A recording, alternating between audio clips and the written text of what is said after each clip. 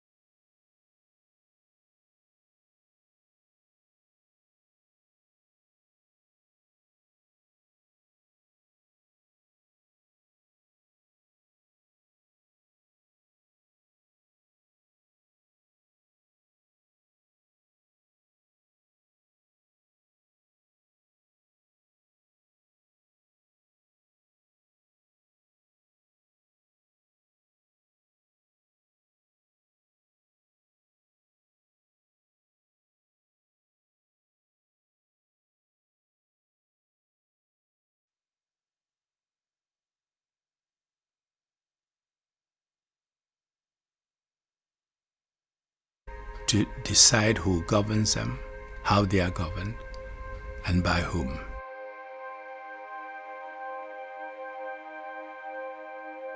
When governments and leaders believe that they are God sent to protect their people, to run a country, and they want to stay there forever, and in the process ignore the rights of the population, lock them up, mistreat them, it's against human nature. They will react.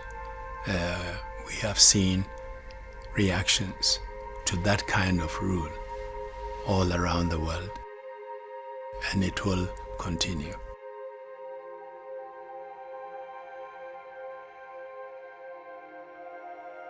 When you consider the Universal Declaration of Human Rights, it's a wonderful document. The question is, do we implement them? Do we live by them? Not entirely. But I'm not disillusioned. It will take time to fully embrace and implement it, so we have to be prepared to wake up every morning, every day, ready to fight for human rights.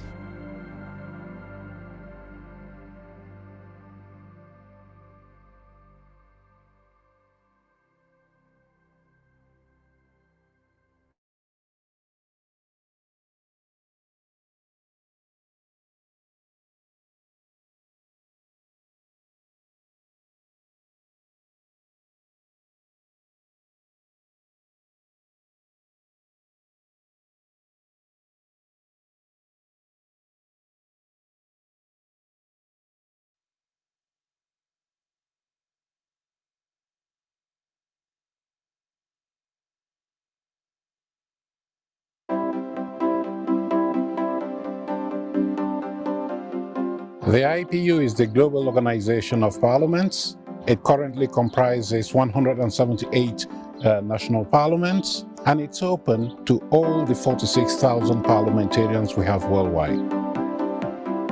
The IPU is the Global Organization of Parliaments. Since it currently comprises 178 national parliaments, and it's open to all the 46,000 parliamentarians we have worldwide.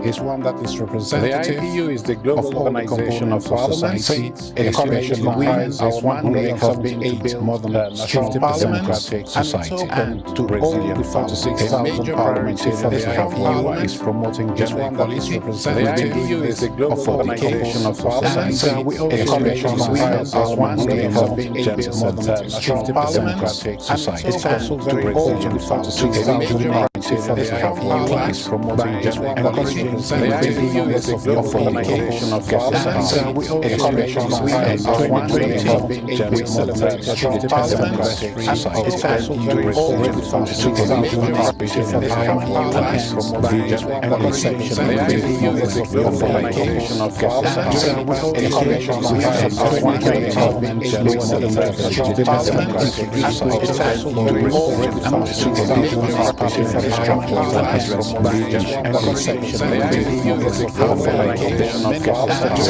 It commissions and 2020 we celebrate the Parliament society, and to all the 46,000 parliamentarians we have worldwide. The IPU is the Global Organization of Parliaments.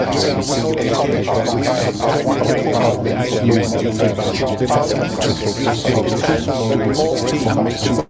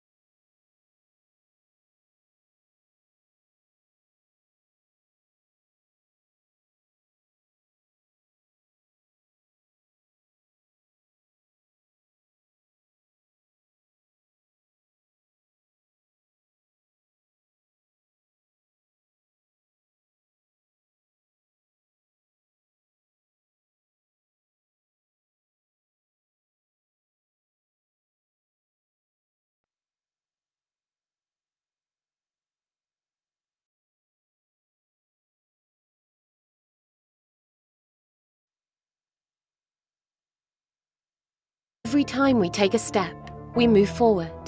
Every step forward, we evolve.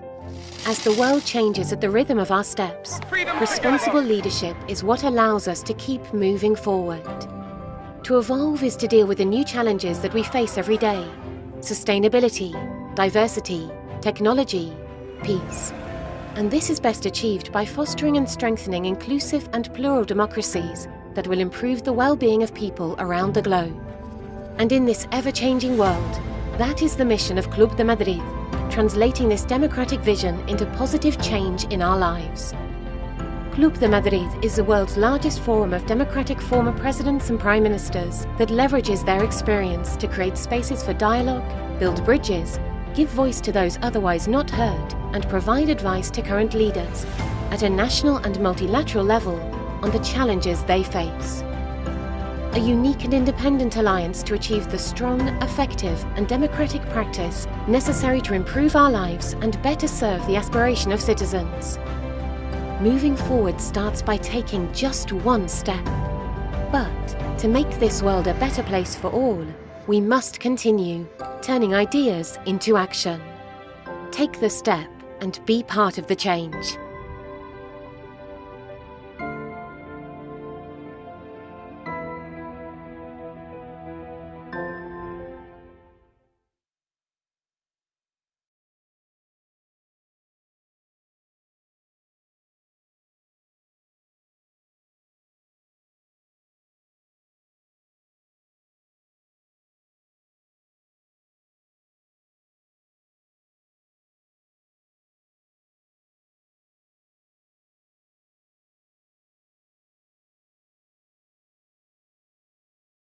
Executive Director of the Kofi Annan Foundation, and stepping in to moderate this discussion. I'll be both a moderator and a speaker, but as you know, women can multitask, so it should not be too difficult.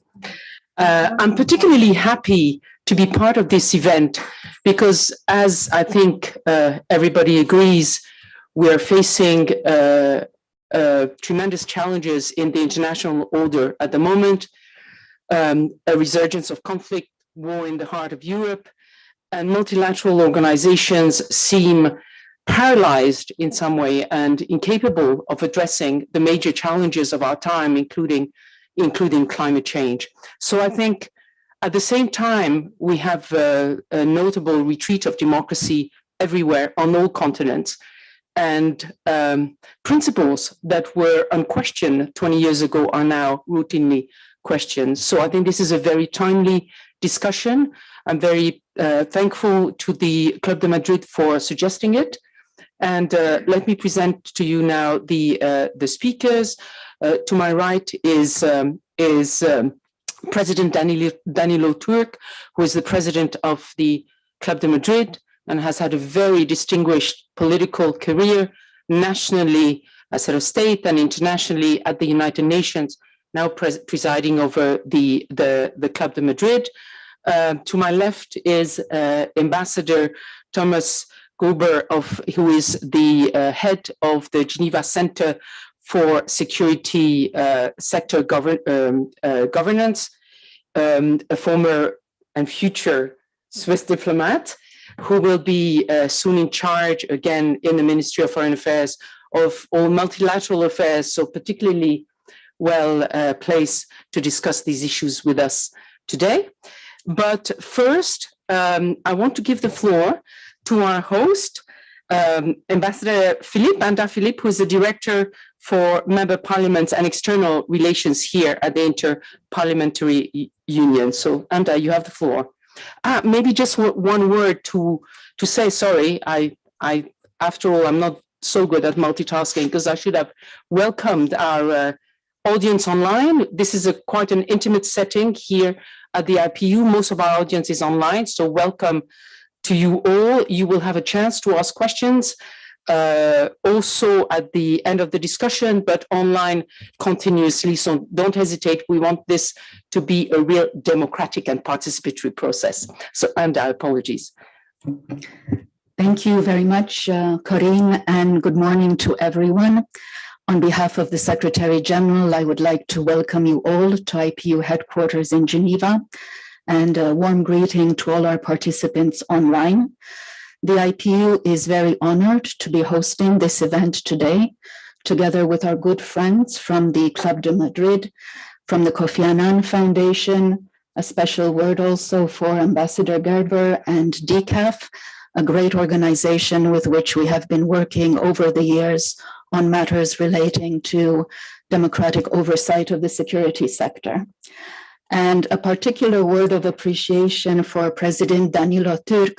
We've had the privilege of working with you over many years. I think we last saw you at our assembly in Madrid at the end of last year.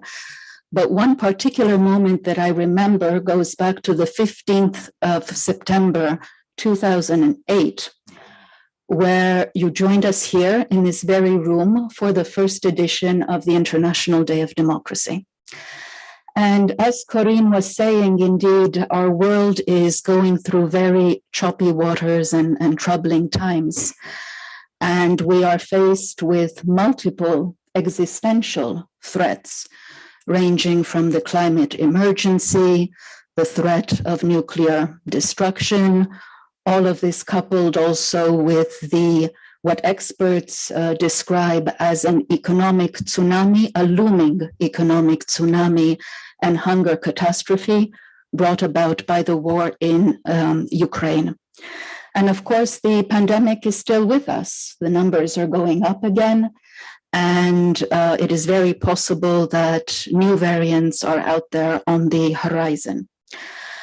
And as mentioned previously, in the context of the pandemic and now with the war, we have seen that this democratic space across the world continues to shrink. I was looking at the 2022 Democracy Index report, according to which only 46% of the world's population lives, quote unquote, in a democracy of some sort. Only 6% are considered to live in full democracies, 39% live in flawed democracies, 17% in hybrid systems, and a staggering 37% in authoritarian regimes. And in turn, the multilateral system is under attack. And the world order that has been governing us for the past 75 years seems to be breaking down. We are witnessing a brutal violation of the most basic principles of international law, of international humanitarian law. And whether it was in the case of Iraq, or Yemen, or more recently with Ukraine, we have seen how the permanent members of the UN Security Council and the Council as a whole has failed to uphold its mandate to preserve world peace. And it seems sometimes as if we are sleepwalking towards another world war. Or surely we don't need another world war to create another international system with new institutions to govern this world of ours. What we think we do need is a reality check, and we need the political will to reform and to strengthen the United Nations as the pillar of global governance. And we really think we need to go back and focus and pursue the SDGs as our global roadmap before it is too late. And so it is against this backdrop that we think that the discussion that we are having today about strengthening democracy for more effective multilateralism is a very topical one, because we do consider that the two go hand in hand. And with these brief words of introduction, I look forward to a stimulating discussion. Thank you. Thank you, and thank you again to IPU for hosting this important conversation. Now, to get to the heart of our discussion, we really look forward to hearing the thoughts of our speakers on how the future of multilateralism is connected to the future of democracy and vice versa. The past years have been very helpful in testing the effects of authoritarian regimes on democracy. But how do you think that authoritarianism is impacting the prospects for global governance to address all the challenges that Anda mentioned? In a very, very polarized world, where democracies and autocratic regimes are increasingly in confrontation, will it still be possible for the multilateral system to deliver, to provide peace, human rights, and development for all? So to answer this very wide and important question, let me first turn to President Turk. Thank you. Thank you very much, Madam Moderator, Ambassador Ananda Philip, friends, ladies and gentlemen. For Club de Madrid, this is a very important opportunity, and we are very pleased that we have the opportunity now to meet here in the premises of the Inter-Parliamentary Union to discuss this very important and very difficult problem of democracy, peace, and international multilateral cooperation. Now, Ambassador Philip has already laid out the basic, broad framework for our discussion, and I think that there is no need for me to repeat what was said. I fully agree with the listing of the various issues, the fundamental problems that are challenging our world today. I would like to start by referring to what the Club de Madrid, as an organization of former democratically elected president and prime ministers, has been doing, and why we think this is relevant to the discussion on multilateral cooperation today. Now, Club de Madrid was established 20 years ago as an organization of democratically elected president and prime ministers who wished to strengthen democracy and whose main task was improvement of quality of democracy around the world. And much work was done in that regard. However, now we live in a situation where the struggle must be for protecting democracy, because we have seen reversals, we have seen deterioration in democratic systems themselves. So we have to ask ourselves, well, what is going wrong and where changes have to happen? And obviously, this has to be explained, this has to be analyzed and explained in every society separately, because no two situations are exactly the same. But there are certain common trends, certain common problems that have to be looked at. For example, in the times of crisis, we see a growing need for democratic institutions to function not only through the mechanisms of representative democracies known from history, but to strengthen the participatory dimension of democracy. Now, what does that mean, strengthening of participatory dimension of democracy? That again depends on various societies, but in all societies, this requires a stronger mobilization of civil society forces. Civil societies have to take a stronger and more direct role in democratic transformations of today. Now, this is the kind of thing that has been discussed within the Club de Madrid, and our organization has produced a report addressing the questions of democracy in emergencies.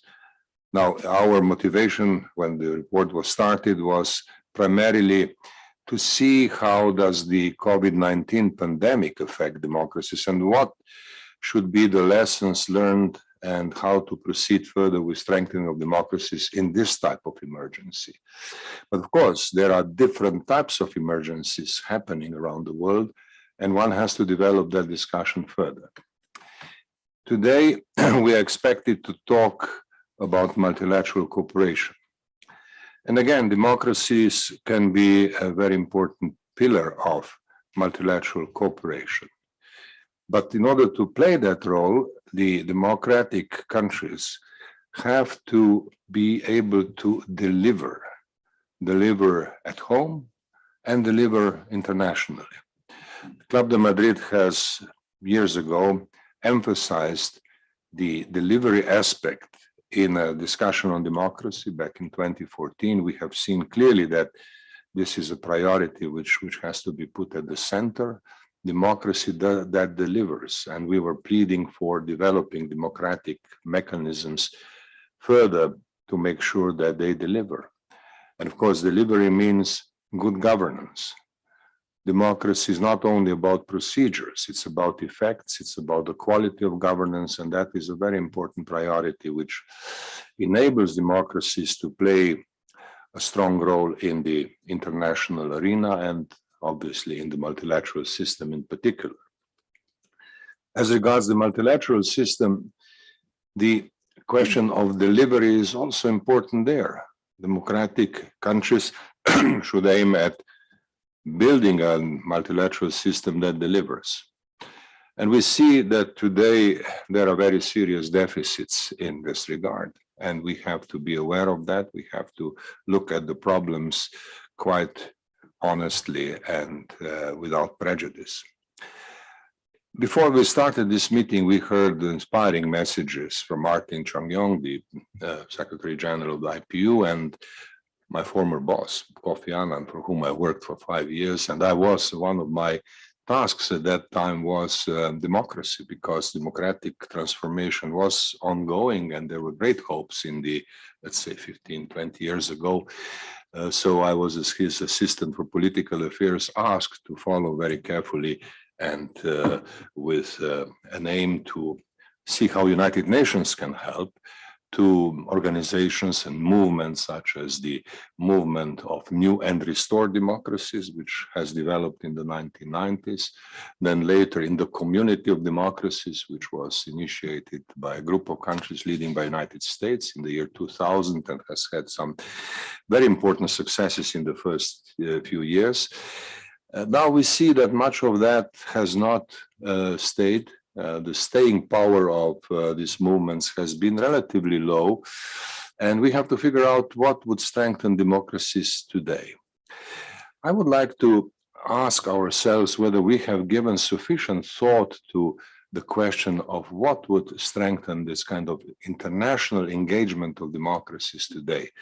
Now, we are in a meeting where we have to explore the situation, we have to analyze the situation, and we have to be I think, open-minded about that.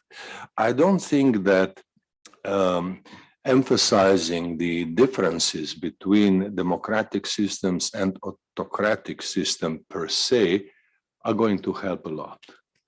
There are different forms of governance, and in the multilateral system, in particular in the United Nations, we have learned that these different national systems of governance can cooperate, democratic and others.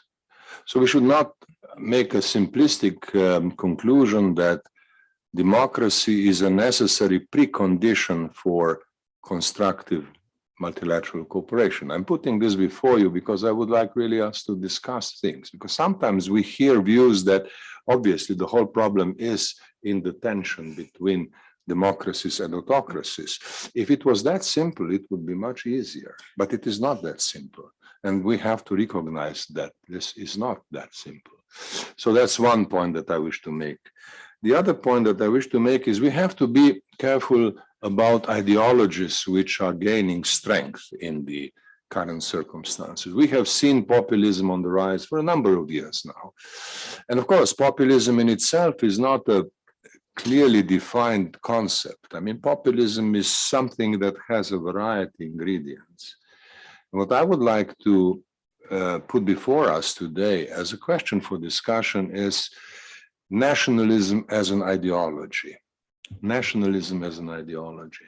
That is, of course, a very important ingredient in many of the populist places or places, many of the places where populism has grown. In fact, it comes back to the old-fashioned nationalist ideology, which of course is not the same in every country, but which may have a corrosive effect and in some cases a destructive effect, in particular when traditional historic nationalism is connected with great power politics. Well, we see this and we have to be worried about it. So I would like us to think about nationalism as in a critical fashion. And finally, we have to be aware of the phenomena, the developments which characterize political and security landscapes today, which are not ideological per se, but which have an effect on the quality of international cooperation and also on the quality of democracy. I am personally, I shouldn't say worried, but I noticed that we see a degree of strengthening of the military aspect of security. There was a time when security was conceived much more broadly. We talked about human security. We talked about the need to see the building of security from bottom up, from making sure that the citizenry creates security within society, and that would then help an international cooperation that would in itself be a contribution to strengthen security. Now, that was before. Today, we see a tendency towards reliance on the military factor. And obviously, there are very good reasons for that. But the question is this new tendency adequately understood, let alone could that be adequately managed? Because if the military logic prevails over everything else, then we may have a new layer of problems for democracy, which will be difficult to overcome. Now, ladies and gentlemen, I have put before you in this introductory remarks some of the questions which I sense are important. I didn't refrain from referring to something that may be considered a little more provocative than we are used to, but I think we are here at the IPU, and IPU has always been a place where we openly discussed issues. I was, as Ambassador Philip mentioned before, I was a speaker at 2008 meeting, which was still at the time when democracy was on the rise, and we were talking at that time about how to strengthen and improve quality of democracy. Today, I'm again here at the IPU in a different capacity and at a different moment in history, and therefore I decided that it would not be inappropriate to put some of the questions before you in a slightly more provocative fashion. Thank you very much. Thank you very much, President Turk. And now it's a bit strange, but I'm going to give the floor to myself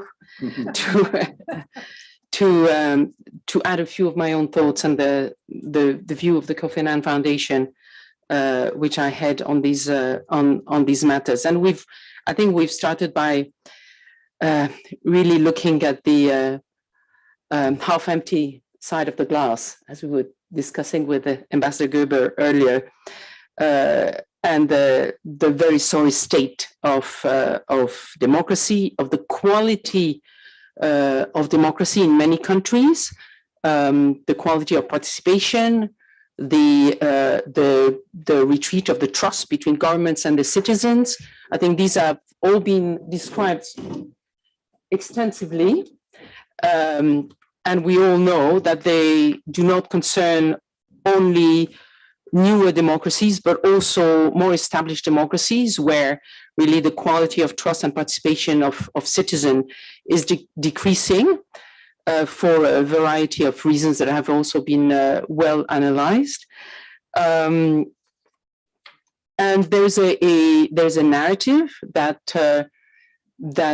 is gaining strength, that democracy is incapable of delivering on important challenges that governments face. We have heard this narrative very much during the pandemic, that democratic countries had a more chaotic response to the crisis than more centralized and autocratic regimes that were able to take faster and more effective responses. This is a narrative that has been gaining ground. But however, the half full part of the picture is that all the surveys, and we see it on everywhere that we go and we work as the foundation, but the surveys confirm that there's still a great aspiration of people for democracy.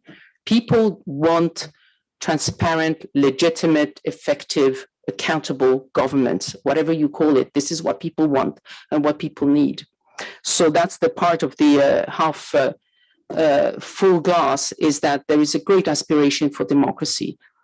The other part of the full glass is that although the multilateral system is buffeted by the confrontation between great powers, multilateralism still works to deliver on our daily lives. There is a whole body of work that is done, in particular here in Geneva, and the heartbeat of the multilateral world beats here in Geneva, to make sure that our integrated world works. And this is very mundane issues, often of normative work, for instance. And we have here with us the Executive Secretary of the Economic Commission for Europe, which does enormous work, not only applicable to Europe, but much, much further, to make sure that our toxic waste is properly addressed, that there is security on the roads, and so much more. So this multilateralism still works because we have no choice. The International Civil Aviation Authority, based in Montreal, delivers the norm that allow our planes to fly from one country to the other, for pilots to be informed of the weather and so on. So we have a multilateral system that works and delivers. The problem is that it has reversed a little bit to what it was during the Cold War, which is a multilateralism ad minima, very technical, very humanitarian. And that was the case during many decades of the Cold War. And it's again the case. It's very important what is done. It is essential and necessary, but it's not enough. It's not enough. And the problem is that the multilateral system today, and that's the half empty part of the glass, is unable to address the main political challenges, which are essentially conflicts, peace, the retreat of democracy, and of course, climate change. We see very little progress in this field. So what worries us particularly is that in multilateral circles, the word democracy has become an unspoken word. Like you, President Turk, I lived the heyday of democracy in the UN in the 90s, especially under Secretary General Kofi Annan, when democracy was everywhere. We had the annual GA resolution on UN restored democracy.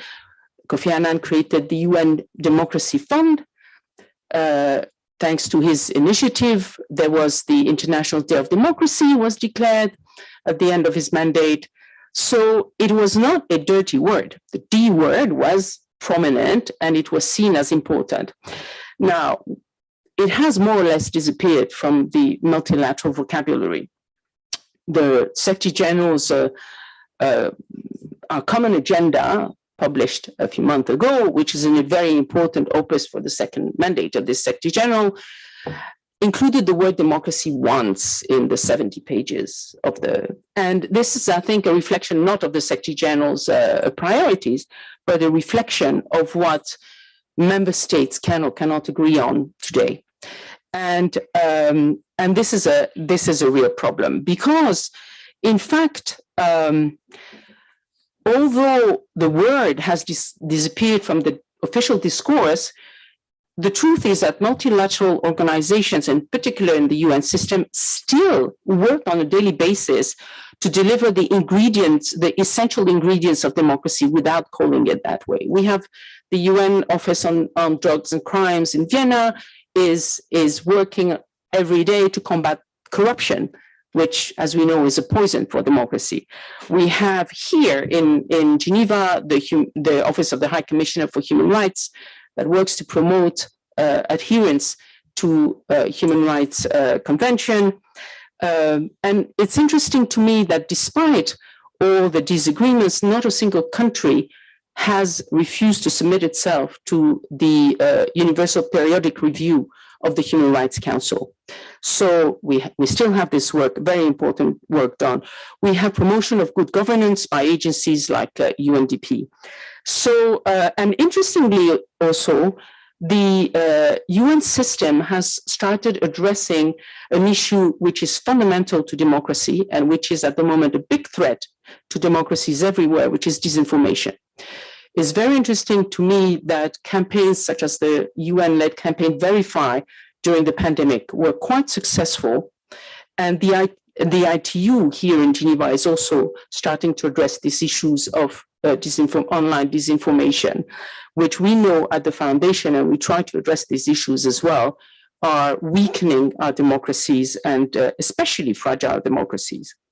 So why is the UN gaining traction in the fight against disinformation? Because despite everything, multilateral organizations still enjoy trust from the general public, and all surveys show it. They enjoy more trust than many national governments and many other institutions.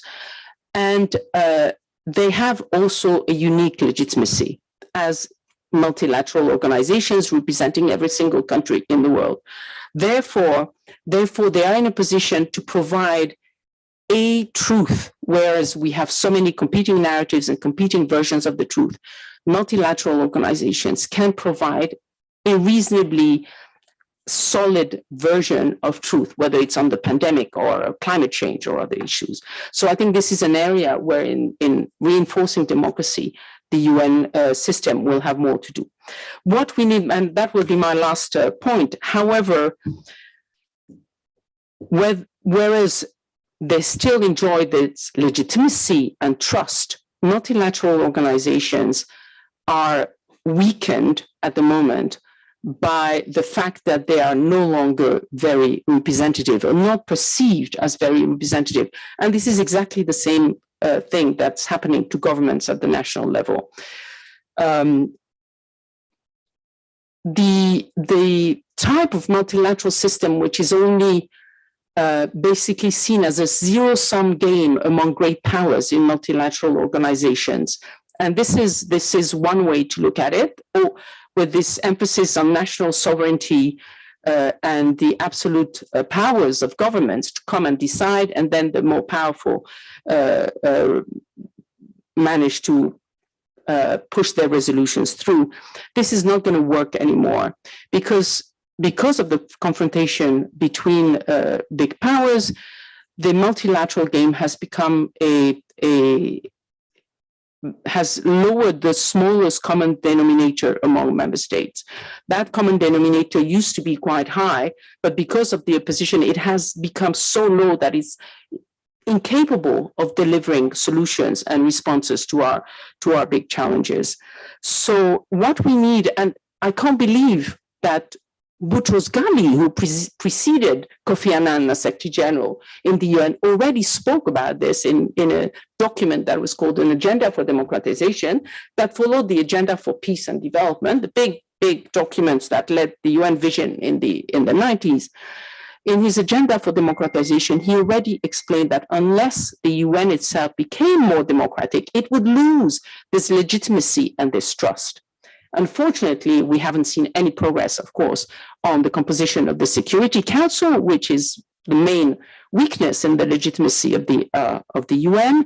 And I think the resolution voted by the General Assembly at the initiative of Liechtenstein on the fact that now member states who use their right of veto in the Security Council have to go and justify themselves to the General Assembly is a very important step, but it's not changing the composition of the Security Council. And there are three other ways that the UN need to be more representative, and the multilateral system in general is one, of course, more gender equality, and I think the Secretary General has made tremendous progress on this front. Not all agencies have followed suit, but there has been a lot of progress, including in the delegations of member states that come and debate in international fora. One area where there's been much less progress is youth participation. The Secretary General talks a lot about it in our common agenda, but the truth is, in reality, whether in the delegations of member states or the Secretariat, youth are absent. And I'm very, very happy to see a colleague from the Geneva Youth Corps here in this room today, because they want to take their space in the multilateral world, and I say good for them. But this is a real problem. The UN keeps on talking about rejuvenation, and the age of the Secretariat, actually, of the UN is increasing, the average age, constantly. It's now 48 years old. The average UN civil servant is 48 years old, and it's not better in other agencies. And that is just a missed opportunity to have young people included in decision making. And the third way is civil society, where I see, unfortunately, the space given to civil society in the multilateral world being constantly questioned, including here in Geneva at the Palais des Nations, the space given to NGOs to organize events and so on, being often questioned. And there's a lot of pressure to reduce the influence of civil society in multilateral fora. So I will stop here, but just to conclude that for me, multilateralism and democracy are based, both of them, on respect for the rule of law, on trust and legitimacy, and they both reinforce each other. And we have to make sure, we have to re-inject the word democracy in the multilateral discourse, not as enforcing a certain way of doing things, but just focusing on the principles and practices of democracy, representation, transparency, accountability. We have to re-inject, and I think Geneva is actually the perfect place to do it. Thank you very much. And now, our moderator has arrived, so it's your turn now to moderate. Thank you very much. Firstly, I would like to present my apologies to the audience and for this unfortunate being late for the meeting. And I think that it is actually with this high-level panel, you don't need any moderators. They know that and can navigate better than I will do that. And secondly, I would like to thank you, Madame Oumar-Vanyan, and for your taking my duties for that period and doing it, I'm sure, much better than I would have coped with the challenges. Thank you very much. With this, I don't want to, stop the pace or slow down the pace of the discussion. I would like to ask Ambassador Gerber to continue. Thank you. Well, thank you. Thank you very much, Excellencies, ladies and gentlemen, dear colleagues. Let me thank the organizers of this discussion, the IPU, the Club de Madrid, and the Kofi Annan Foundations, all organizations with which my own organization, the Geneva Center for Security Sector Governance, has a history of great collaboration, and it's great to be back on the same panel with them. I will indeed, as Corinne initially said, probably be speaking with two different hats on. One is the hat of the director of DCAF, an organization which has always placed the notion of democratic governance at the very core of its mandate and how it wants to interpret its mandate. And the second hat is the hat of a Swiss diplomat, representing a country where democracy or direct democracy has always had a very particular place, and has enjoyed maybe particular importance in the political system overall. So let me share just a few comments. Many important challenges and issues have already been mentioned, but let me maybe on this. It was intriguing when Philippe introduced the topic and was addressing the interrelationship between multilateralism and democracy, and said that the two would go hand in hand. And President Turk, elaborated on this. I would never, it's going to be impossible, I guess, to make definitive statements about the correlation between the two. But what is noteworthy, nevertheless, is the fact that, countries where we see, tendencies away from democracy tend to be countries that, move away from multilateralism as well. So, the example in everybody's minds, of course, is the US under the Trump administration, under the notion of America first. which very clearly, in protecting more narrowly conceived, sets of interests, saw less interest in, debate in multilateral settings, whereas the opposite is also visible, in countries with a very highly developed sense of democracy. Those countries tend to, commit or recommit to multilateral settings, and this is probably due to the fact that there is a belief in these countries that some of the ground rules which are part of the democratic process, and they always, this process always, of course, implies the notion of compromise. It's the identification of compromises in view of a public good, which usually then also tends to be a sustainable public good. So I clearly would see, no correlation, but certain strong tendencies regarding the interplay between these two notions. And what it really means is that if we want to, that's certainly what I would say as the director of DCAF, if we want to strengthen multilateralism, it remains a good idea to strengthen democratic processes also within the individual countries. This is certainly an experience we have very, very clearly made in our own area of work, where we, DCAF, at the core of its approach is the notion of a comprehensive democratic consultation processes to make sure that whatever, however a security sector is developed in a partner country, it's based on the needs of all parts of the society concerned, and that of course involves also women, boys and girls, youth, different minority groups, consultation processes which then translate into more sustainable policies, norms and institutions. And in our area at least, it's fair to say that processes which have followed this logic will lead to more sustainable outcomes, and there's a fairly reliable a set of data which would underpin this.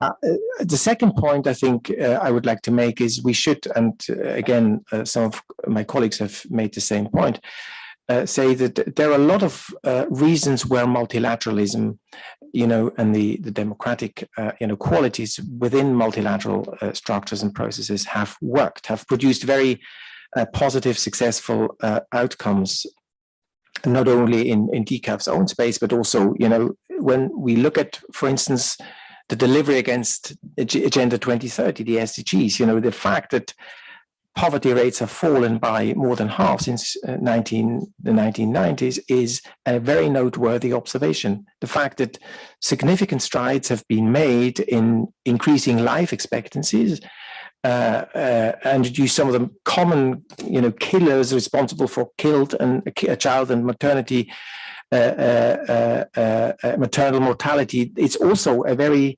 noteworthy outcome. And the same is true for what's happened, in the area of education at different levels. I think very significant progress has been made. And, talking about success stories, we should also maybe, just look a week or two back. What happened at the WTO is also an illustration of things which work very well still. And the same could be said, despite or, in addition to all the critical remarks on the Security Council, even in the month following the Ukraine crisis, the Security Council continued to adopt, I think, 5 resolutions, articulating a position on pressing security issues. So we should highlight more what multilateralism could produce, which we should communicate it more effectively, and we should link it to each individual so that people can see, what their benefit is from some of those processes. Clearly, colleagues have talked about, and we have all read about it extensively, about the many challenges and weak points or crises which are related to the world around us and the multilateralism in particular, the keyword of Ukraine, which of course will fundamentally change many parameters within which we work. It will change the way multilateral structures will function. We have the tendency towards coups in many parts of the world, increased levels of violence, the statistics regarding violent conflicts, the violation of human rights in IHL around the world, very concerning. And, the fact that we see in almost all countries across the globe proxy configurations which amplify some of the power political interests which we see in the Security Council and elsewhere. And then what Corinne emphasized, the element, a relatively new element of disinformation, or one could even probably say manipulation of information, which quite fundamentally disturbs some of the ground rules of democratic discourse, which is a certain reliance on the sincerity and of the substance of the information which is being discussed. This all, these are huge destabilizers of any progress in the multilateral space. So, but what is the response to these problem areas? And I think we need to be much more outspoken when ground rules are violated.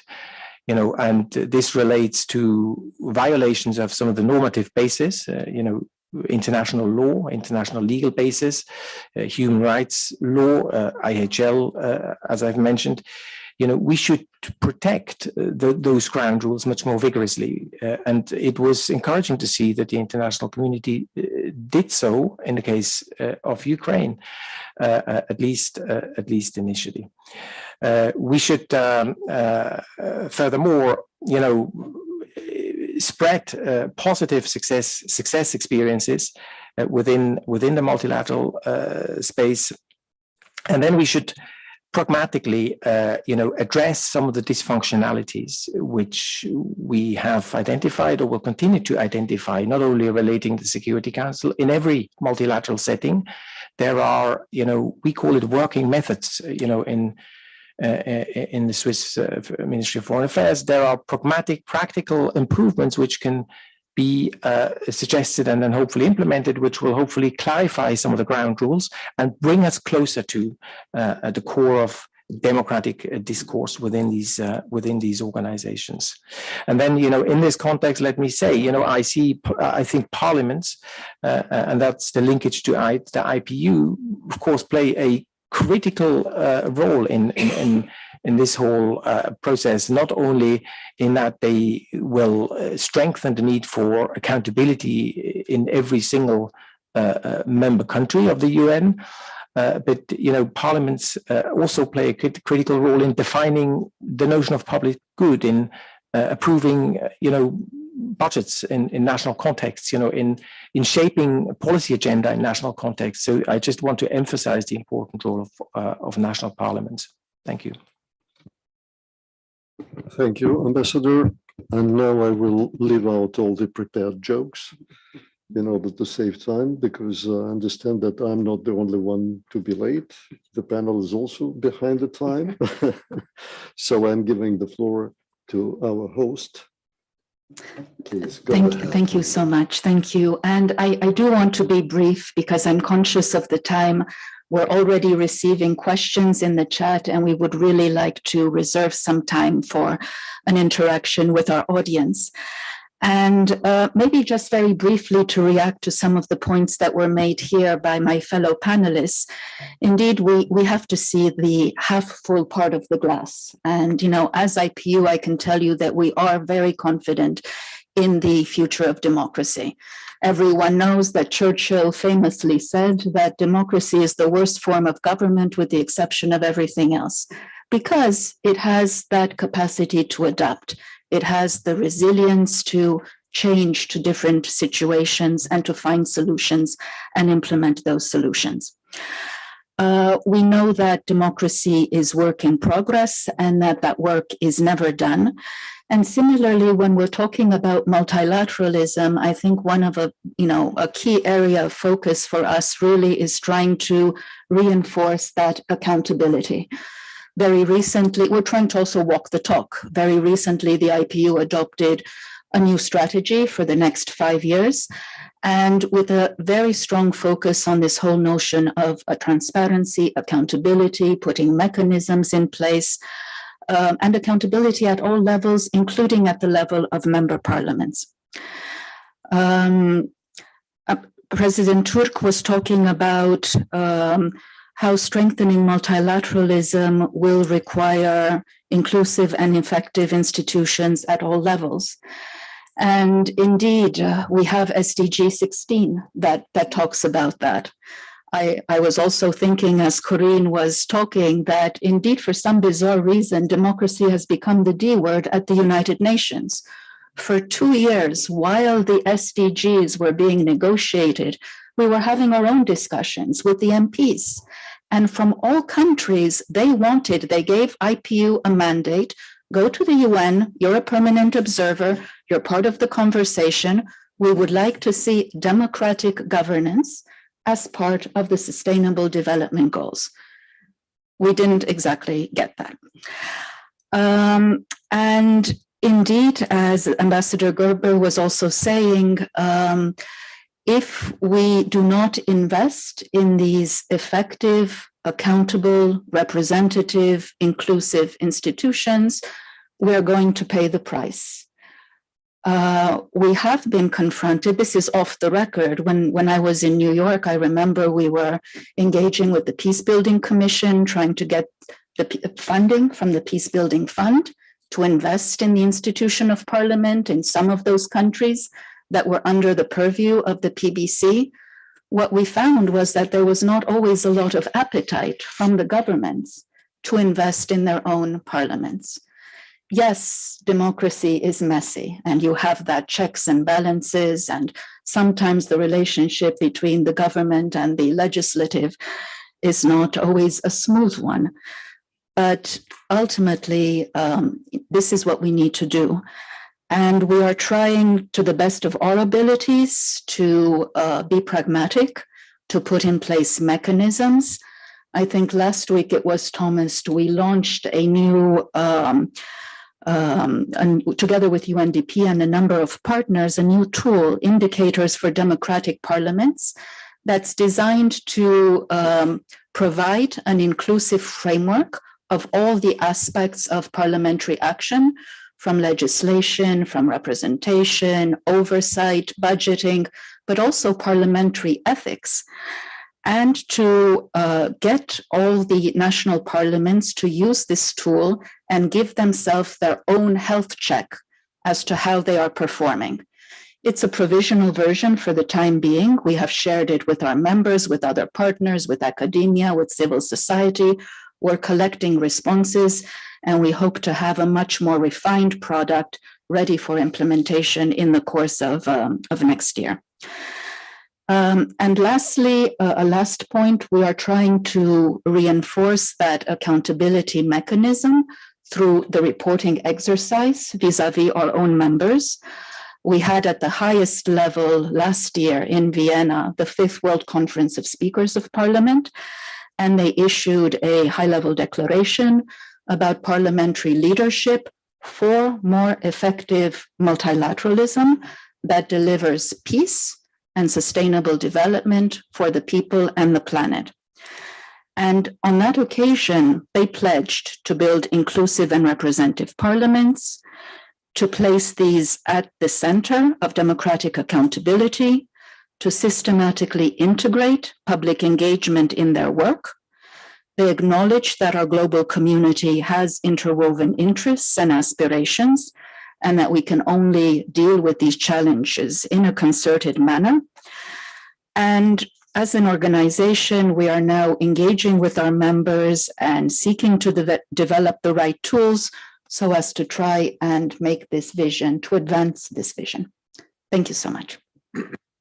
Thank you very much. And now I was suggested to slightly change the sequence of the events and to invite the audience to present their questions. Yes, please. And please call your name and Thank you, sir. My name is Olga Algairova. I'm honored to be Executive Secretary of the United Nations Economic Commission for Europe. And I ask for the floor. I apologize to others because I need to leave. I needed to leave already 5 minutes ago.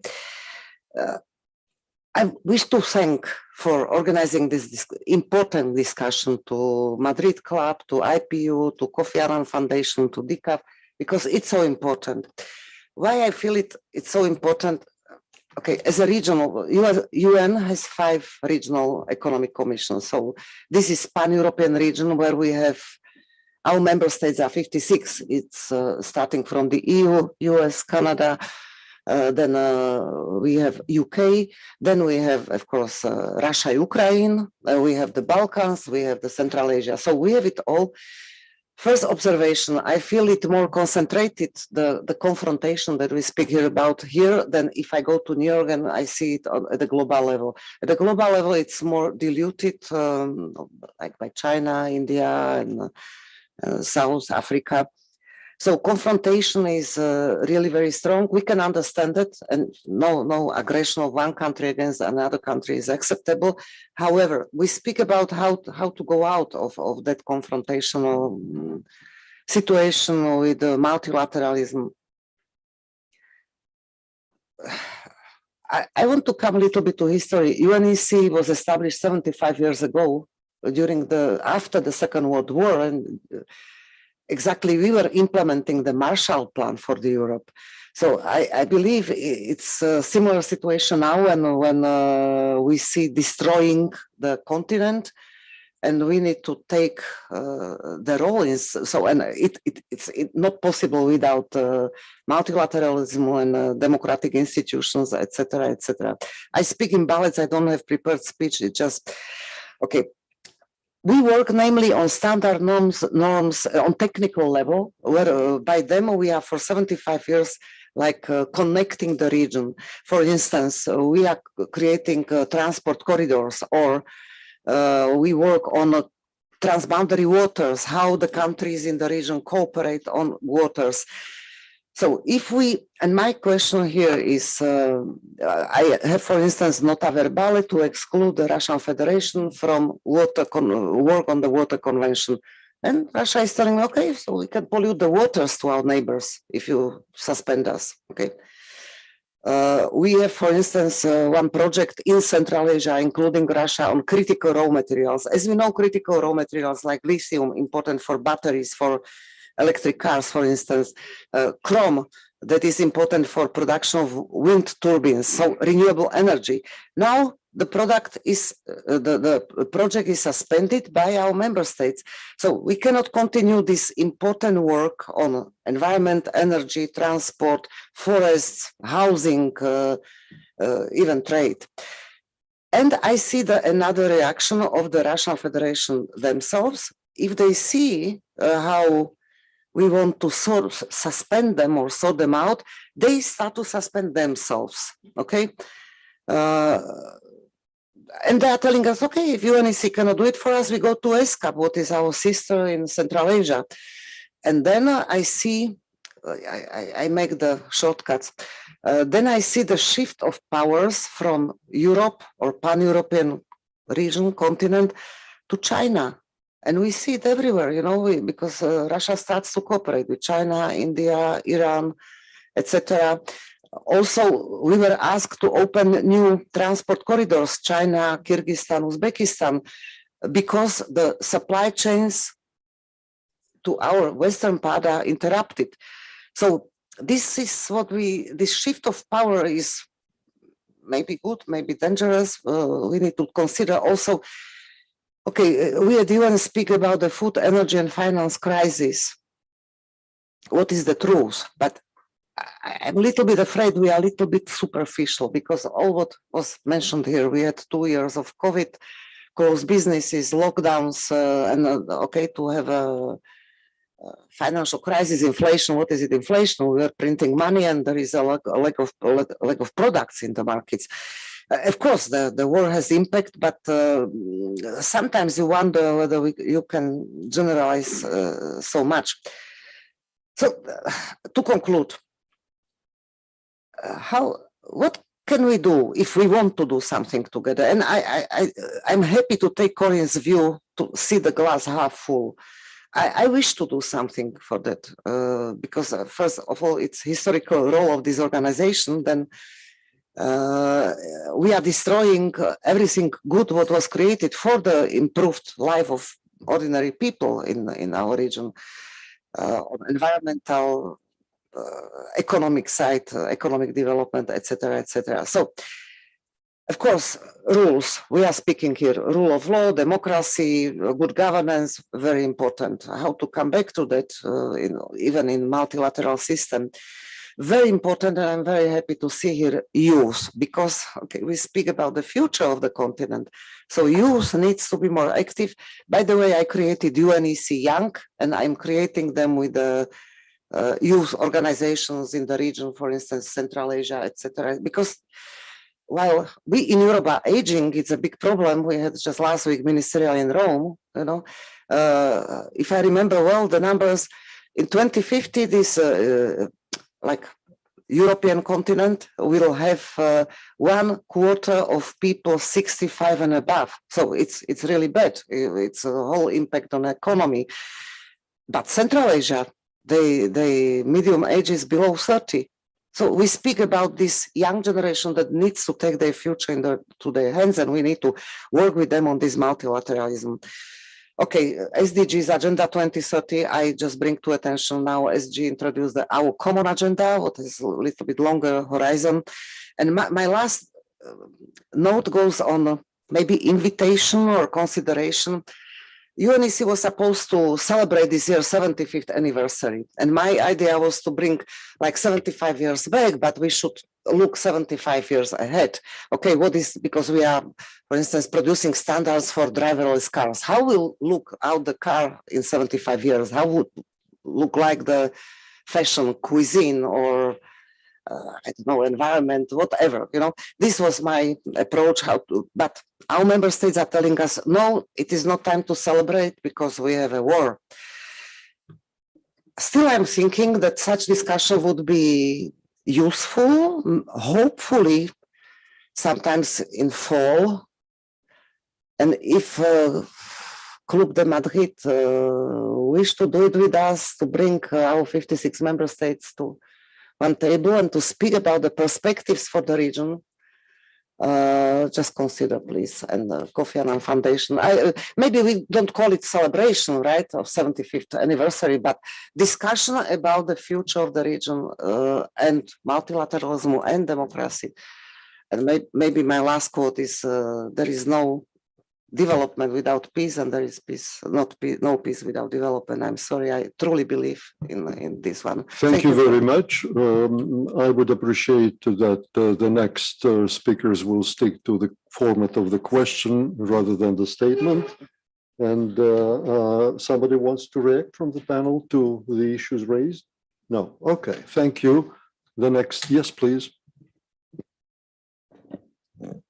Thank you very much, and thanks to the organizers. First, my name is Rami, and I represent the Permanent Mission of Egypt, and I'm very pleased to be here today. I'm feeling very lucky to be part of this discussion and to listen to the very interesting remarks and the comments. And it's a very intriguing discussions, and several remarks actually captivated me. A couple of which I see very important to this discussion, and please I beg your indulgence, because being a diplomat, I have a bad habit of speaking a lot. I'll try to restrict myself to the format of the question, but I have to lay the ground of what I am about to say.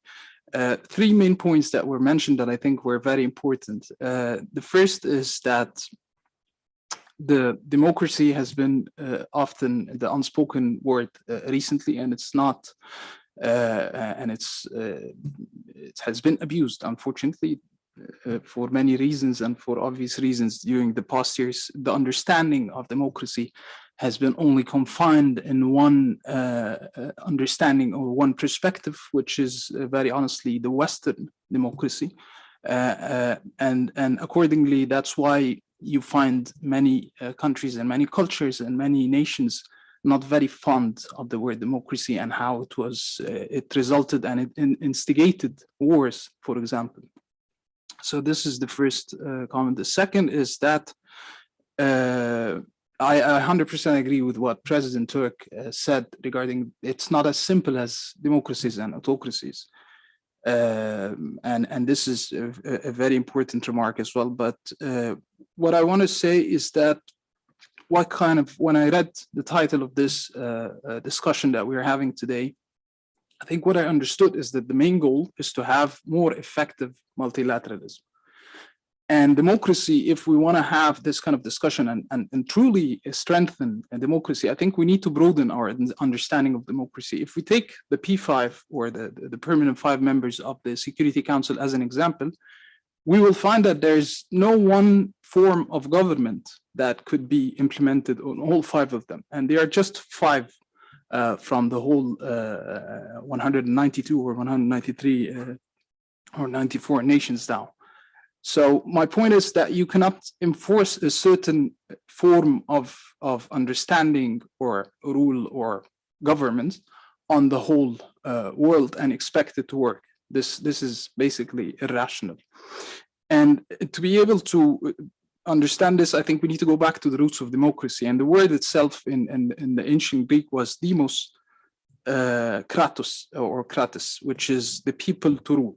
And this is the essence of the discussion today. Being in the IPU, I think the participation of the people and making this multilateralism more representative is the name of the game, is what we need to focus on. Because unfortunately, and it's very hard for me to say that as a diplomat, that multilateralism is actually not representative.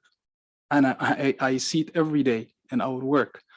So the question is, how can we ensure a broader understanding of democracy that would encompass all forms of governments to be able to have the desired goal of a more effective multilateralism?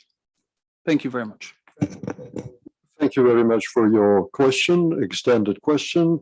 But I would like to unite it with a couple of questions that we received from the internet, from our audience. And I want to put it on the agenda. Maybe somebody of the panelists will answer that. So the question, it actually very close to what you have asked. The questions from the internet. Why do we not vote globally for democratic representation if we do locally and nationally? Similar question. Can we achieve accountable and legitimate governance at the global level? And the final one is extremely, putting in a very frank and open way.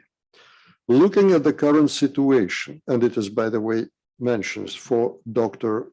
Turk. Looking at the current situation in Ukraine and Taiwan, where democracy has been preached, why the democratic forces has not yet taken any action to support those who fight currently for these causes. Let me stop at that, and maybe Dr. Turk, you could say a couple of words about it. All right. Now, in the discussion so far, we have heard very important thoughts, and I would like, before answering specific and very briefly refer to specific questions that were raised, say something perhaps which is necessary in light of the overall flow of our discussion. You see, I was around since 1990s with the UN discussions on democracy, and I remember very well, in the early 90s, the Secretary General of the United Nations, Boutros Ghali, was asked by the Security Council to produce an agenda for peace. That was in 1992. He wrote it, and then he was asked by the General Assembly to produce an agenda for development. And then at the end, out of his own volition, he produced an agenda for democracy. He was not asked by any principal organ of the United Nations. He did it himself with a very great passion. I remember that very well, listening to what he was saying to member states and so forth. I think that there is an important lesson there. Now, how does one relate to this today, and why is this relevant to the title of our meeting, Strengthening Democracy for More Effective Multilateralism? Because although in the report of current Secretary General, Antonio Guterres, we do not see references to democracy in the way in which they were made in previous periods by Boutros Ghali and Kofi Annan, we see that he is speaking about very interesting concepts which have to be developed further. He speaks about the new social contract. He speaks about human-centered development. He speaks about social fairness and similar basic concepts, which of course are ingredients of democratic needs of today. And I think that we have to understand our Common Agenda report as an invitation to further discussion and development of a new approach, which will bring the democratic aspirations, which are unquestionable. They exist everywhere in the world in line with the multilateral processes. Now, how can that be done? I, of course, do not have a recipe for that, but as member of the advisory group on the effective multilateralism, I can tell you we are talking a lot about the human-centered activity of multilateral system, about networked multilateralism, socially sensitive, and involving civil society more. We have not articulated any proposal as yet, and I'm speaking at this point only on my own behalf. I'm just telling you a little bit about the impression one gets from our discussions, but I'm sure that by the beginning of next year, we shall have something to propose, and that the Secretary General will be assisted in his further work on this matter. And I believe that it will be possible to use different mechanisms that exist in the United Nations for promoting democracy for the purposes of democratic development in the 21st century.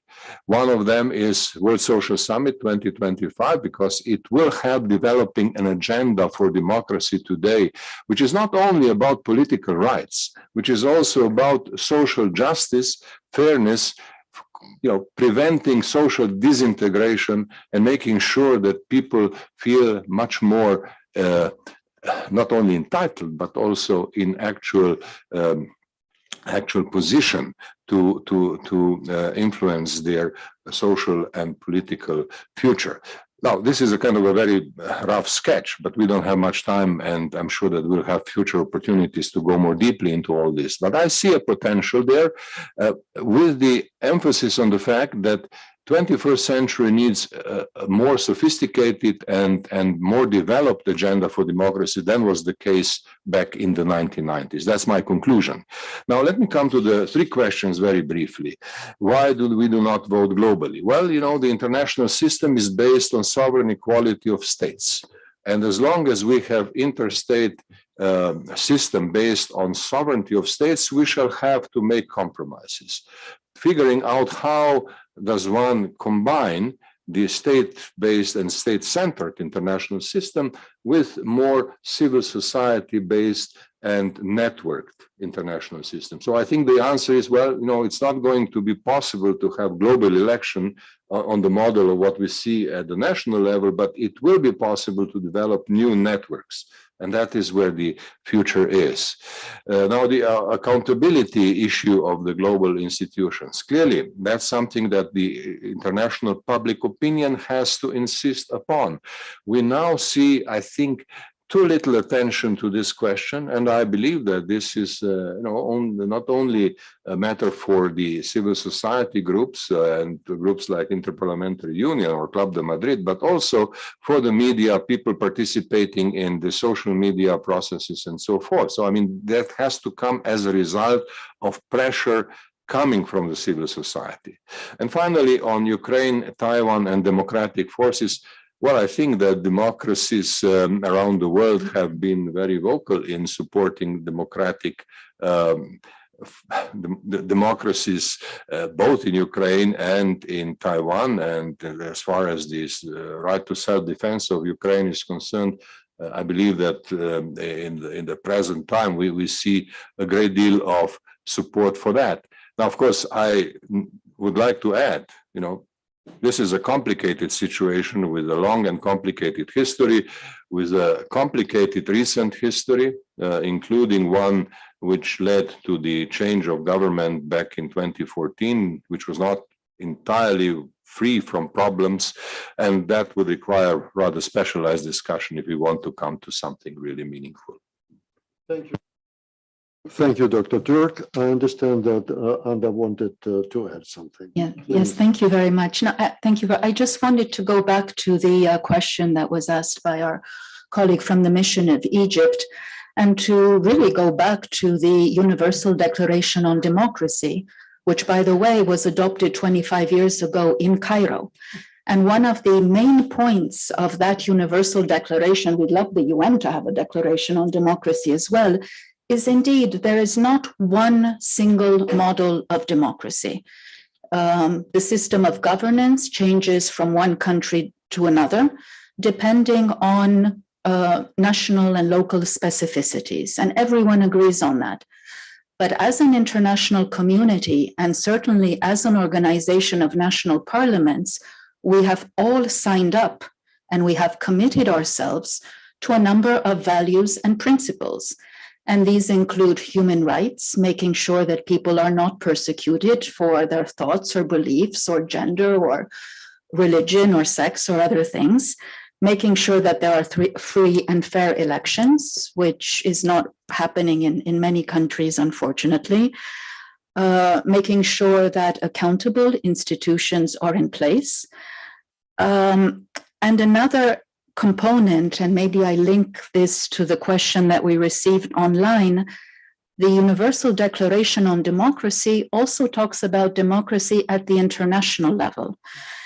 And basically saying that in order to be able to bridge that gap between the global and the local, at the UN, we have so many treaties and protocols and conventions and other legally binding documents, and yet not enough traction in terms of implementation.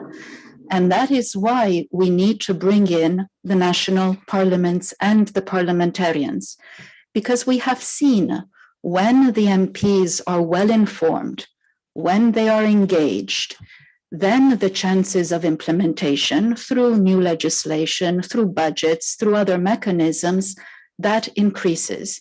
And just to give you one example, I always like to give it because I think it's very telling. We are here in Geneva, which is the house of the Human Rights Council, and there they have a mechanism of the Universal Periodic Review. And we're still struggling because we see that there are a lot of cases. Most parliaments in the world have human rights committees. The parliamentarians are elected by the people. One would think that the national reports would also be discussed in Parliament. We have found that that is not taking place. And so we are trying to engage with those parliaments that are under review, of the countries under review, since they do have specialized select committees, to explain to them what the process is, to encourage them to talk to their own government, to get a copy of that national report because it concerns everyone, not just the government, discuss that report, see if they, as parliamentarians, have any recommendations, consider joining the delegations that come here to Geneva for the Universal Periodic Review. And we're seeing that more and more, especially in the context of the human rights treaty bodies, whether it's CEDAW or the Convention on the Rights of the Child, more and more. And there are some UN systems that are doing, we think it's very helpful and productive, whereby the official recommendations issued by the UN, they also go directly to the national parliaments. When it comes to human rights, 60 to 80% of those recommendations have a legislative implication. So if together we can do more and better, I think that will also help democracy at the international level. Thank you.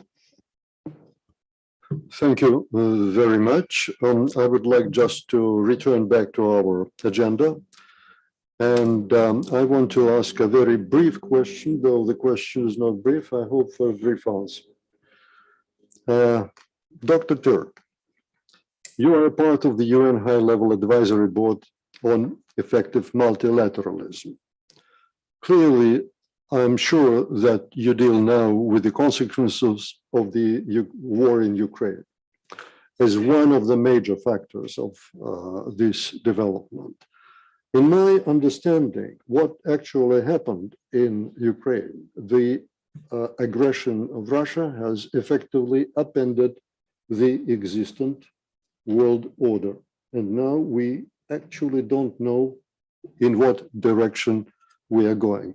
I'm saying that because for many people, I've noticed that it is something distant. It is another regional conflict. There are plenty of conflicts, and it will just be reset to normality in a couple of weeks or days or, okay. Now, tomorrow is the 4 months of the conflict. Russia has entered into the conflict, keeping 7% of the territory of Ukraine, which it got in the previous war. Now it enhanced it to 20%. What does it mean? Ukraine is a huge country. Sometimes we do not underestimate, we underestimate how huge it is. 20% of Ukraine captured now by Russia equals almost to whole of England, to Czechia and Slovakia combined, or 2/3 of Italy. This is not in an interstate conflict. It is either the fuse for the new big war in Europe, or if we will take sort of really what is at the discussion today, is the beginning, is the trigger of the creation of the new world order based on multilateralism, and I would say renewed, I would call it maybe plurilateralism. So my question, Dr. Turk, how is this war impacting the discussion of the future of multilateralism at the panel that you are belonging at the committee, high-level advisory board, how it fits into the agenda, into the security agenda. And I assume that the group is addressing the issues of peace and security as a global public good. Will this have any implications on the capacity of the international community to guarantee international peace in the future? Well, thank you. First, I would like to say that the final judgment of the effects of war in Ukraine is difficult to make. Earlier on, Ambassador Gerber was saying that we see that the Security Council is still capable of taking decisions on a number of situations, very much along the lines of methodology and United Nations Charter as before. So it would be premature to say that the international order has been completely destroyed and something new is being created. I mean, it's a process which may end up with a different new international order, or it may end up with a very long stalemate without very clear outcome. We do not know. And the high-level advisory board on effective multilateralism has not tried to make that final assessment or assessment that would be in any way aiming at the finality. So we are in the beginning of that discussion, and we would like that discussion to go on to come to something more mature. It will also have to be explained that in the report, Our Common Agenda, the Secretary General himself did not place the whole emphasis on his advisory board. He said that he would separately, in addition, prepare a new agenda for peace. So you see, we'll have a dual track here. One is the board, which will look into the peace as public good, as you said. and we'll have the Secretary General's own thinking. We'll see how to help. The board will see how to help the Secretary General to articulate his own views, which I think will have a more definitive character. What we may propose may not be as definitive as what the Secretary General hopes to do sometime next year. This year, I think it would be premature to make definitive conclusions. That's kind of a more explanatory this is an explanation of where we are in our discussion. But then again, of course, the world is facing very big issues in this regard, and I fully agree that this may all be the beginning of a redefinition of the world order in some way, without the change of the UN Charter, very probably.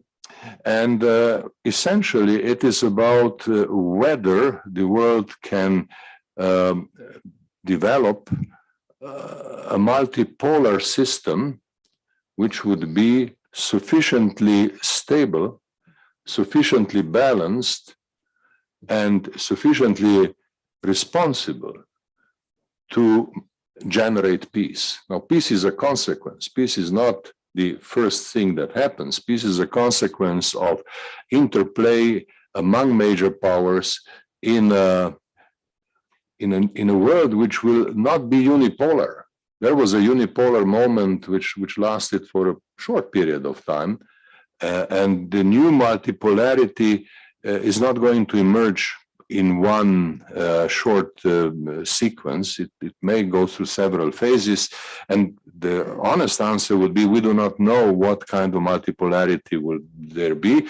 The work, I think, which has to be done by all relevant actors is to help developing this multipolar system into something that is stable, that contains balance, and it's sufficiently mature to generate peace. Thank you very much, Dr. Turk. I will just jump from what you have said to another question. Well, it seems to me that, of course, we are not going to invent the new world order here. It's clear. But at the same time, what you are saying reminds me of some kind of a hybrid between the Vienna Concert system and the multipolar system that we had after the end of the Cold War. I mean, bipolar system after the end of the Cold War. And today, dimly, I would say, it looks like the idea goes in the direction to create this kind of a two-polar system, one led by the democratic countries and the other by the authoritarian. One led by the United States, the other probably by China. And what we will have at the end of the day, we will have skyrocketing military expenses, which will be affecting practically everything. Everything from democracy building, democracy spreading, and all other agendas of the development. Even today, we know that it is, if I'm not mistaken, 2 trillion, close to $2 trillion, the annual rate. United States at the $700 trillion spends more than 11 countries behind United States in the list of the maximum payers for the armaments. I would see that this kind of system will not be very stable. We have already been there during the Cold War. So my question probably to Ambassador Gerber, what do you think? To what extent this increase in military spending, the securitization of foreign assistance by many countries, and especially in Europe, what will be the implications of this policy in terms of security sector governance? How can we ensure that democracy support funding, which is, let's agree with that, one of the main factors of the democracy building, that all this build-up, military build-up, will undermine the prospects of the democratic development. Thank you. Well, thank you very much. Colleagues in my organization, DCAF, every year await eagerly the annual report produced by CIPRI, our colleagues in Stockholm. They systematically collect data relating to military expenditure around the world. And indeed, as you have just indicated, in the last few years, every year we've seen an increase. Currently, the amount is $2,113 billion US dollars, globally speaking, and the 22 figures will probably be much higher still. So we obviously, there are many reasons and justifications why such expenditures have been made. We don't need to go into that question, but what is obvious, of course, is that this is an expenditure category which fundamentally is very unproductive. It deviates money away from more productive areas, productive in the sense that they touch the quality of life and the prosperity of people in areas like education, health, development.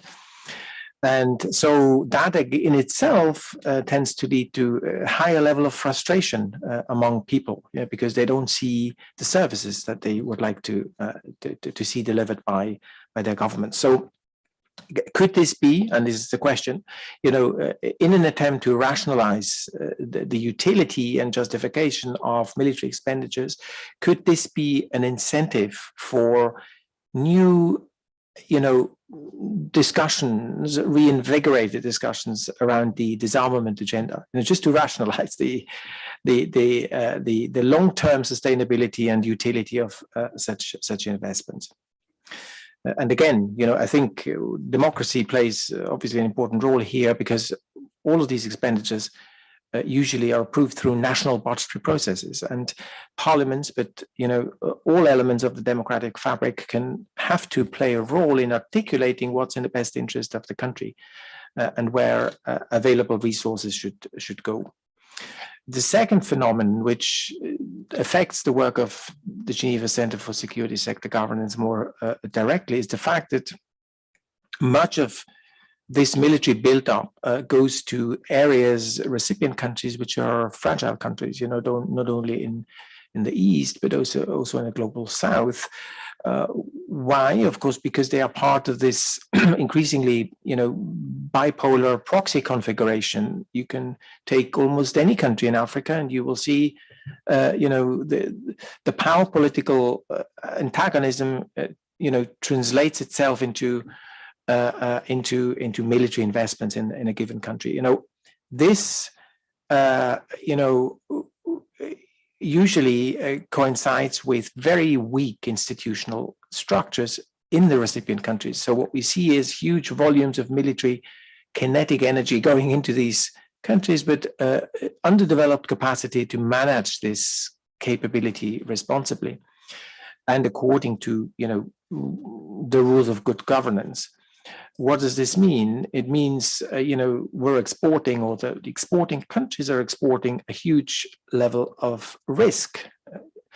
And potentially they're planting the seed for future conflict. If these military investments capability are not used the way they should be used responsibly. And we have so many examples, just looking at Libya, Syria, Afghanistan, Iraq, to see what previously happened with, military investments, equipment, and what harm they produced because they weren't managed, responsibly. So what really, this can be seen as a plea, an important point on any future policy, global policy agenda, to place more emphasis on strengthening, security sector institutions, in strengthening governance within the security sectors of recipient countries to prevent future conflict, which may very likely come about if we're not doing this.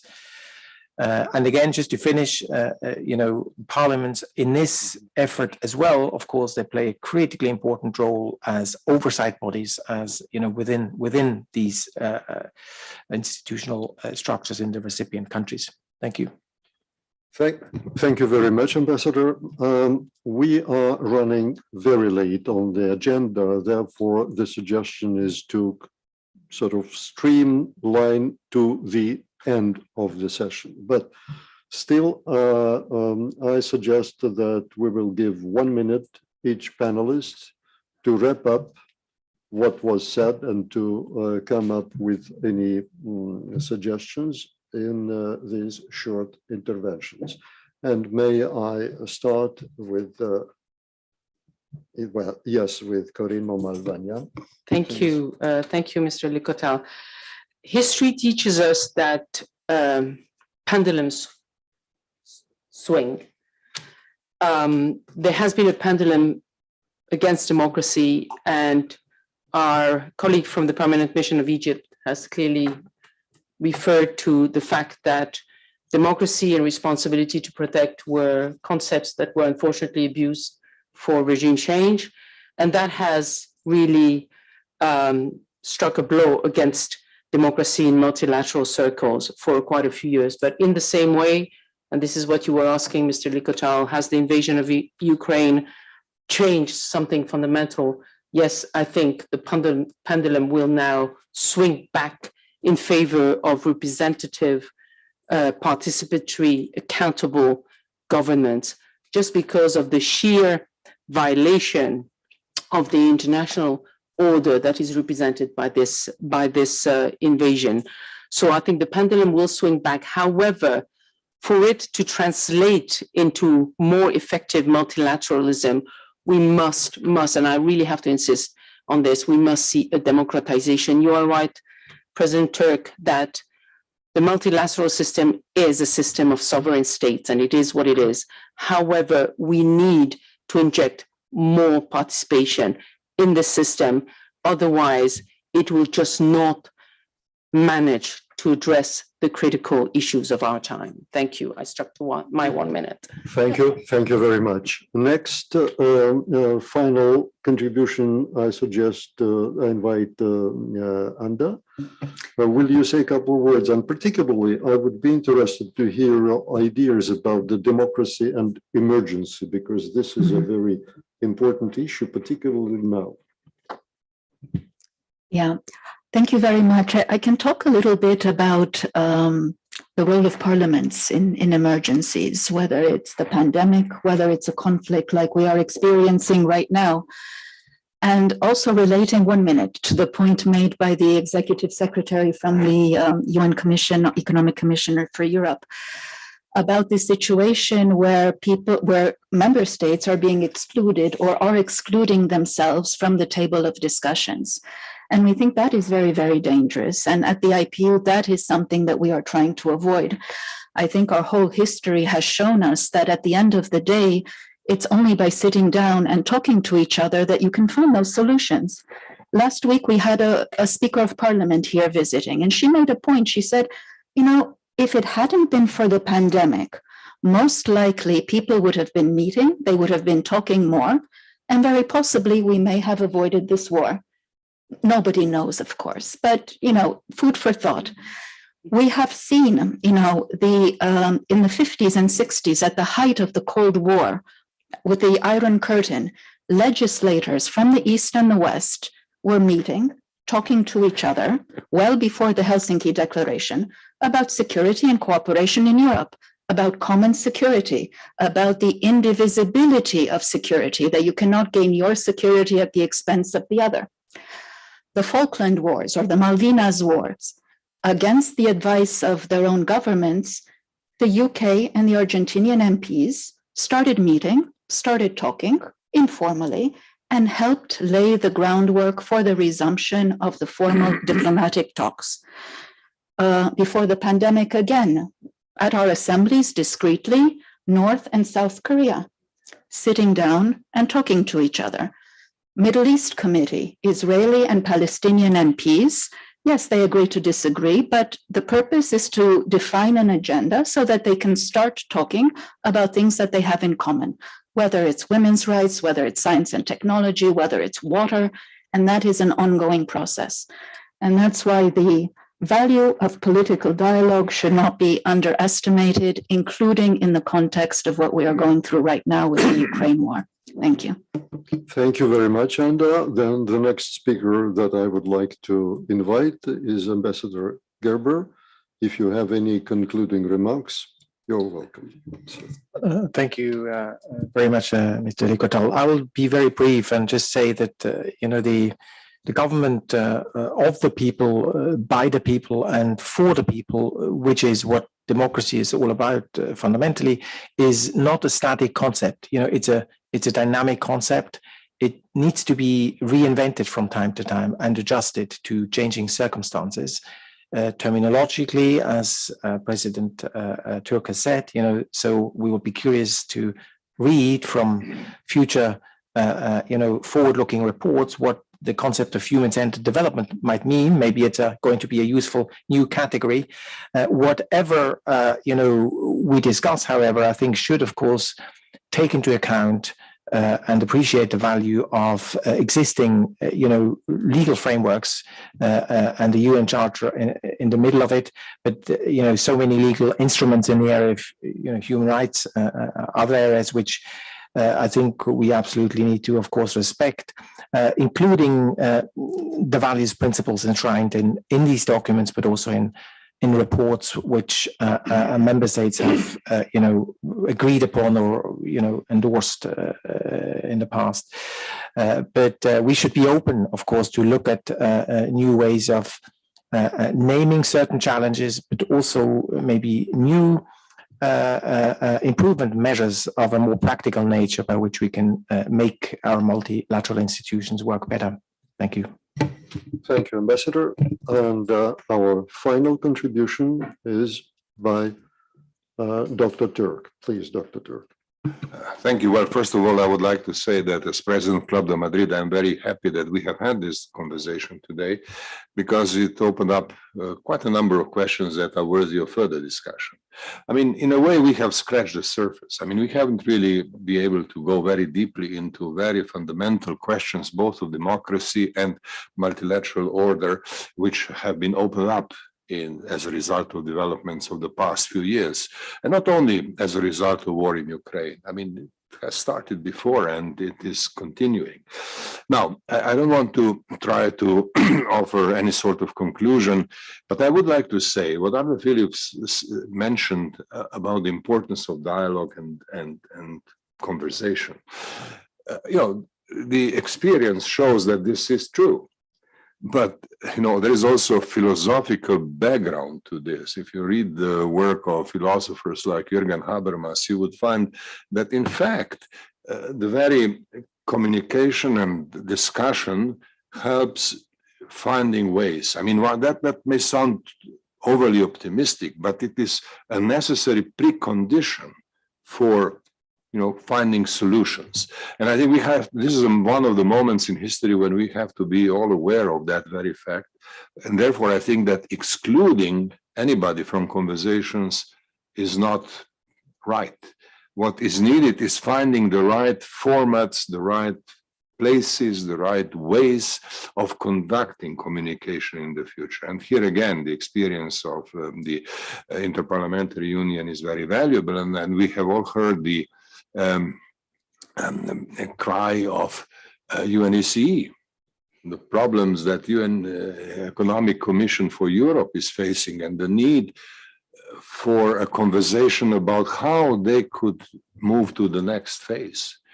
So that's one conclusion. The other is that obviously agenda for democracy today is something more complicated than was the case in the 90s, and we still have to do much work moving on the basis of what was said before, what was achieved in the past, into a new and more sophisticated phase of strengthening the cause for democracy and helping democracy to be a pillar or a platform for more effective multilateralism. I spoke about that before. I don't want to repeat that. What I would like to say by way of conclusion is it would be good to have this format of discussions periodically, once in a while, perhaps with the participation of IPU, perhaps with a more, how should I say, detailed presentation of experiences that exist in IPU, that exist in Geneva as the beating heart of the multilateral cooperation, as you said, maybe that's something we need to do several times and move ahead to then be able to say, okay, here we know how to move democracy forward. Now we know what the agenda should be, what the priorities of the agenda should be. Now we can do something more, how to say, helpful to move the multilateral process to a new level, to a level at which, as I said before, multipolarity is a reality. And we have to figure out what helps that multipolarity to be stable, balanced, and capable of producing peace. Thank you very much, Dr. Turk. We here are closing our session by way of self-imposed sanctions. I just refuse to give any conclusion, any remarks in conclusion. And I want just to thank the panelists for the extremely interesting contributions, interesting and very deep